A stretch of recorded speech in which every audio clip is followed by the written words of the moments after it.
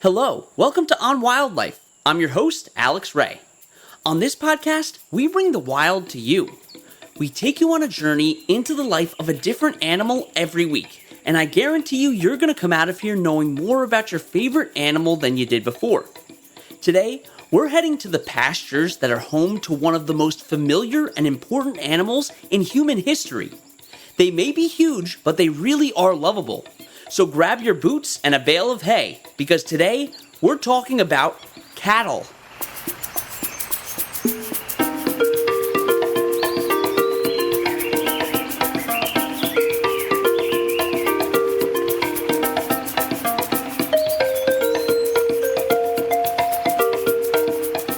Cattle are members of the bovine family along with yaks, bison, buffalo, and antelopes. And there are more than 250 different breeds of cattle. Some sources say that there are about 1,000 breeds. But similar to dogs, breeds are different from species. It's pretty much agreed upon that all 250 breeds of cattle fall under two species, Bos indicus and Bos taurus. Depending on where you live in the world, the image that pops up into your head when I say cattle or cow might be different because there are so many different breeds. Because I grew up in the northeastern United States, I picture a white cow with black spots. That breed is called the Holstein Friesian. If you're from the southwestern US, you might be more familiar with the Criollo breed, which is mostly brown and sometimes they have white faces. And if you're from Southeast Asia, you may recognize gray cattle called zebu. These cattle have large humps on their backs. It's really cool how many different breeds of cattle there are and how they can have huge differences in their characteristics. These large mammals are classified as ungulates, which just means hoofed animals. They have 2 toes on each foot, and the toes make up their hooves. And we can actually classify ungulates based on how many toes they have. There's 4-toed ungulates like rhinos, and there's ungulates with an odd number of toes like zebras. Mature female cattle are called cows, and males are called bulls.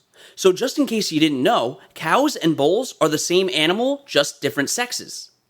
Young females are called heifers, and young males are called bullocks. Both males and females can grow horns, but some breeds are polled, meaning that they're born hornless. Males are also larger than females, and cattle can be massive. Their size depends on their species, but the average mature male weighs between 1,000 and 3,500 pounds. 3,500 pounds is the weight of about 7 motorcycles. The average female weighs between 800 and 2,400 pounds. The largest cattle breed is the Chianina, which can be almost 6 feet tall standing on all fours. Cattle are domesticated animals, so humans have played a major role in defining their characteristics and creating all the different breeds over thousands of years. And like all domesticated animals, their ancestors were wild at one point.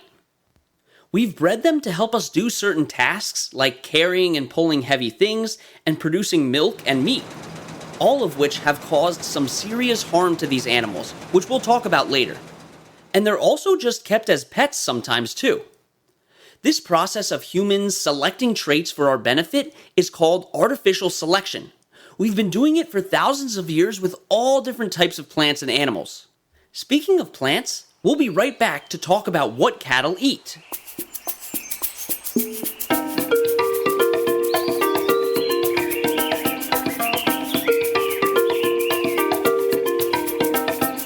Time for our science word of the day. The science word is taxonomy. Taxonomy is how we classify groups of organisms based on how related they are to each other. Now back to the episode.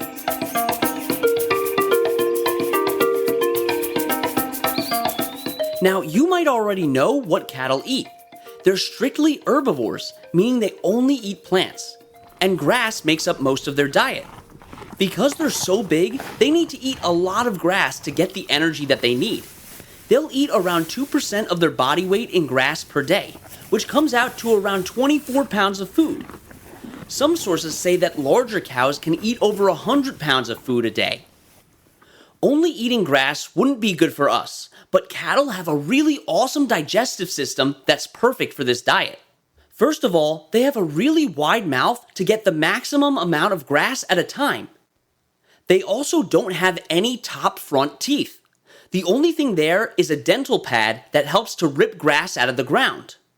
Their back teeth have crescent-shaped ridges on them, and in order for all the food to be properly chopped up in their mouth, they have to chew in a circular motion.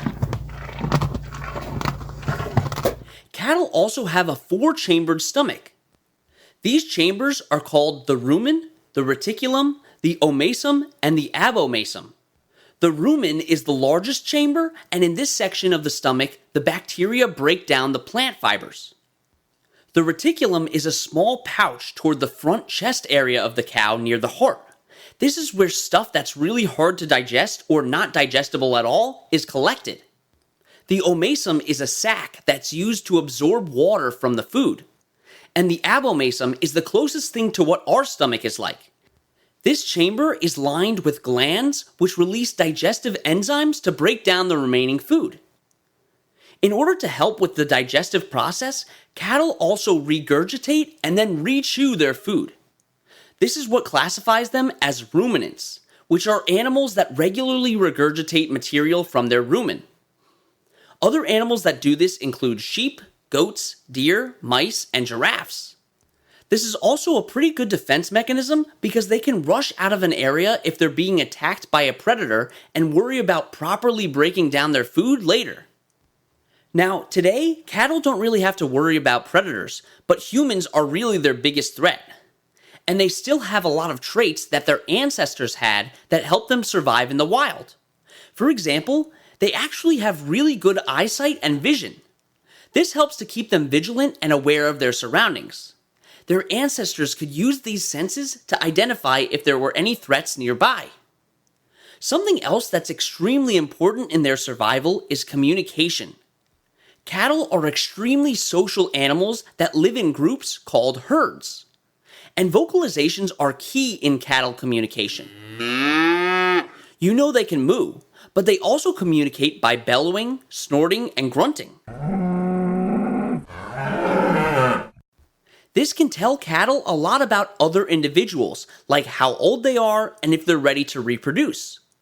Cows also use these vocalizations to communicate with their offspring. Mothers and their calves have distinct vocal patterns that allow them to recognize each other from the rest of the herd. Cattle also have a ton of olfactory glands all over their bodies. Olfactory is the scientific term for smell.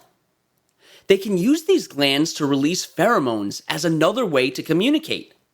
When one animal gets stressed, other cattle can smell the pheromones and will understand that one of the members of the herd are in distress. And cattle can recognize individuals of the herd by smell alone. Cows reach maturity around 2 years old, and bulls mature around 7 months old. And cows are pregnant for about 9 months before their calf is born, which is about the same amount of time as the human gestation period. Females have udders, which are enlarged mammary glands with 4 nipples each.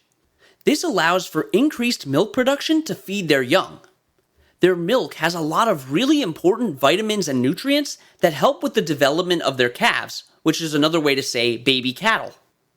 And naturally, the calves would stay with their mothers for about a year, but depending on the industry that the cows belong to, there are different amounts of time that humans allow their calves to stay with their mothers. Dairy cows are immediately separated at birth. This is done to avoid disease transmission and to free up moms for more milk production. Meat cows are allowed to keep their calves for around 6 to 8 months. And this brings in the bad side of human relationships with cows. The overproduction and overcrowding of dairy and meat cattle is cruel to the animals. It can really impact their mental health to be taken away from their children so quickly. And sometimes, cattle are kept in tight pens and stations for milk harvesting. These conditions limit their exercise, nutrition, social interactions, and overall well-being. That's why it's always good to do your research when it comes to the products that you buy. Maybe even go to a local farm where you can see the conditions that the cows live in yourself, and buy milk from a place where you know they live good lives. You can also buy alternative milks like almond, oat, and soy milk. I personally love oat milk. It's really delicious and good for baking too. Okay, we're going to take our last break, but I'll be back to talk more cattle in a minute.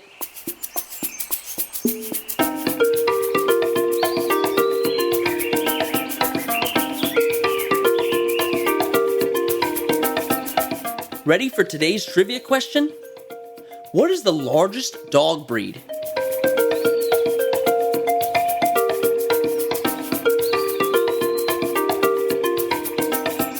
It's the Great Dane.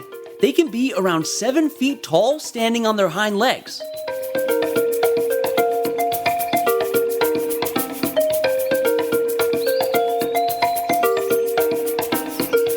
Like I was talking about earlier, cattle are herd animals, and usually when animals live in groups, there's a social hierarchy that they follow. The most dominant is at the top, and the weakest is at the bottom. Younger bulls are typically stronger and challenge the older bulls as they mature. Females and their young live in separate groups from the fighting males because they can be extremely aggressive. Hierarchy comes into play when there's not enough resources or space to go around. The ones at the top get to eat first. And something that cattle really don't get enough credit for is that they're extremely intelligent animals. They can remember and recognize individual humans, and they're able to determine the differences between relatives and strangers. And probably one of the most telling things is that they have emotional intelligence. There's evidence that they can empathize with each other, and they comfort each other during times of stress. Their emotions have been known to spread throughout their entire herd. And some research shows that the amount of whiteness that's visible in their eyes is an indicator on how intense an emotion is for them. Cattle are able to learn from one another and display social buffering. This means that they're much less likely to show stress when they're in a group. There are so many examples of their intelligence too. They try out different foraging techniques and can remember what led to the best result. And they can also identify which foods are more nutritious for them. They have strong short and long-term memories as well. They can remember details for up to 6 weeks. In a study on foraging, the cows involved were able to remember places already foraged in the short term, as well as locations known to have permanent food sources with week-long breaks in between. In a maze study testing spatial memory, cows were entered into a maze where they were observed to see if they could correctly select which pathway had the best food source at the end. There were 8 pathways that the cows could choose from, and the individuals involved in the study had results almost identical to that of rats, which are considered to be one of the smartest animals. They can also discern between objects based on characteristics like shape and color. This ability to discern differences is the basis of all other learning elements. And some people that have worked with cattle believe that they're smarter than most cats and dogs. Along with their intelligence, something else that people get wrong about cattle is that they sleep standing up. This is not true. Cows need to lie down to sleep just like us. And cow tipping isn't a real thing. Cattle have a really interesting place in the ecosystems, because for the most part they're domesticated, but they still do impact the world around us. They help to keep soil healthy by nutrient cycling. They eat the grass and digest it, and their waste has a lot of nutrients that can be used by plants to grow. But cattle also produce over 14% of global greenhouse gas emissions. When they burp, they release methane that goes into the atmosphere and contributes to climate change. Since cows make up a large portion of livestock numbers across the world, they're making a substantial impact on the environment. But of course, it's not really their fault. With increasing food demand, humans need to increase production, which means more and more cattle. As of 2023, there are about 90 million cattle in the United States alone. And of course, they help to feed millions of people every year. As we've learned in this episode, cattle are really cool, smart, emotional animals. We domesticated them, but that doesn't mean we should be able to do whatever we want with them. That's why it's important to support organizations that are working to help cattle and other livestock get better living conditions so that they can live happy and healthy lives. And you can also make some changes to your own lifestyle that make the lives of cows a little bit better. For example, changing the type of milk that you drink on a regular basis, or just cutting meat out of your diet a couple times a week.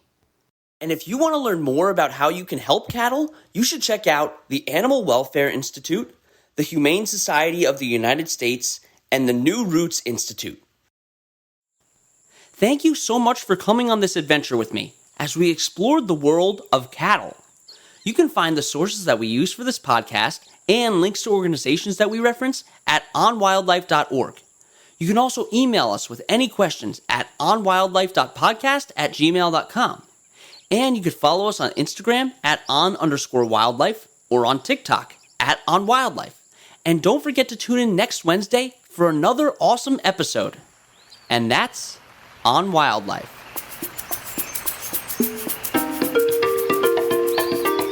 You've been listening to On Wildlife with Alex Ray. On Wildlife provides general educational information on various topics as a public service, which should not be construed as professional, financial, real estate, tax, or legal advice. These are our personal opinions only. Please refer to our full disclaimer policy on our website for full details.